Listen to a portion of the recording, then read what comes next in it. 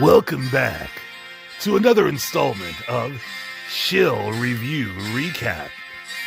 On Elite Legend Toys and Collectibles, we like to chronicle the pinnacle of the Shill Review in hopes that one day Elite Legend 2 can be one of the chosen few for free swag and first looks. Sit back, relax, catch a contact, sip a cognac if you're over 21. It's time for Elite Legend Toys and Collectibles.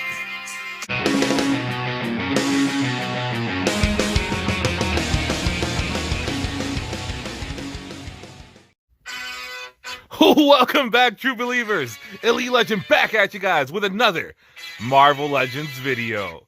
And today we're going to be doing our third installment of Shill Review Recap.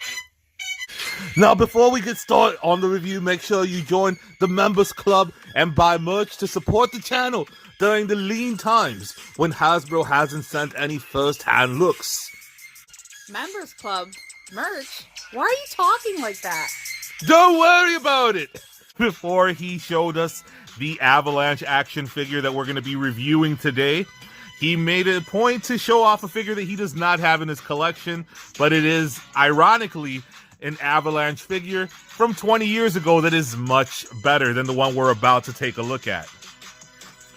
Now, once the figure was out of the package, he went ahead and he measured it, and it is measuring 6 inches. That's right. This individual is ready for that 6-inch action, and so is live-action Dr. Mindbender. He also went on to say you can call this a repaint or a reissue.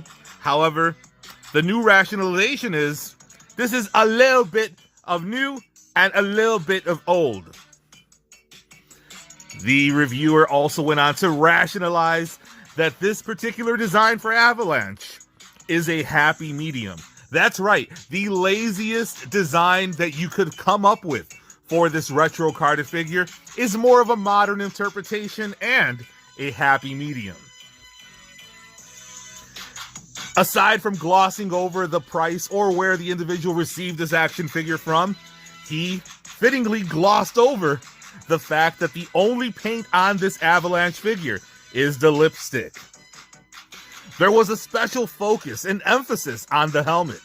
I love when you focus on a good helmet. Now, the reviewer went on to mention that the helmet is not removable, but that's okay with him because he wouldn't remove it anyways.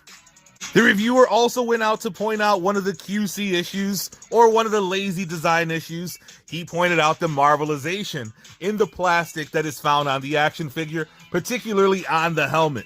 And he rationalized that it doesn't really bother him, especially if it's supposed to be mimicking metal.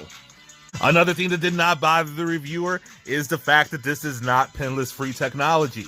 This figure is featuring reuse, but it's a $25.99 figure without any accessories, without a Build-A-Figure piece, but it does have that earth-destroying plastic packaging. So I guess we got to make sacrifices there. Now, straight out of the box, this figure does feature double fisting action. No! Why must you mock me? The reviewer went on to actually articulate this figure because this is probably only the second time this has been used. So the joints are not gummy at this point, so it's okay to move those joints around. It's not like you're going to be posing the ultra gummy Venom 3-pack. But again, no accessories, no problem. This figure has open hands, and the open hands help him display his powers better than a vibrating base that was used 20 years ago on a figure that came in at an $8.99 price point. Now, he took the opportunity to compare this Avalanche to the Burrow Hood, and he stated that he hopes the rumors are true and that Hasbro is going to be releasing a blob in 2023. If it's coming in 2023, this individual probably already has it ready to review. Now, the reviewer also went on to state that an argument could be made that this Avalanche figure could be bigger, but that argument would not be made by him. He is fine with the size of this Avalanche action figure. Now, ironically, he went on to compare this Avalanche figure to cel-shaded X-Men characters, despite this action figure not having any paint aside from on the lips. Let them, baby, they're doing all kind of funky things in the year 2022. Painting those lips below the hip. Dusty, what are you doing? I told you, you are not allowed on this video. Family channel. Now, before ending the review, the individual reviewing this Avalanche figure went on to plug reviews for other retro-carded X-Men figures that, ironically, he is the only individual on the planet that has access to them. And, of course, left the viewer with a little bit of narrative. Overall, the character design is not what he would have preferred, but it is a happy medium, and it's not really important considering this figure is essentially a gap filler.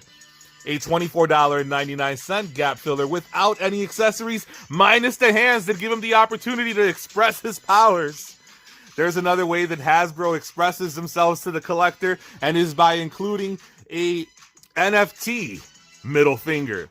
But that's neither here nor there, because the Elite Legend did pre-order this action figure, and hopefully it comes to my doorstep soon, because I need a gap filler in my collection.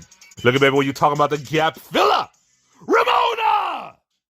If you haven't already done so, make sure you hit that subscribe button, hit the notification bell so you can be alerted to all of Elite Legend's next videos. I drop content regularly, so you don't want to miss that. Scan that QR code to follow the Elite Legend on Instagram. Join the Elite Legends Facebook toy group called Elite Toy Collectors. Check out my G.I. Joe Classified Series playlist, Marvel Legends playlist. Check out my Thrift Haul playlist. A year ago, I found a McFarlane Spider-Man at a thrift store, so you don't want to miss that. And until next time, make mine Marvel.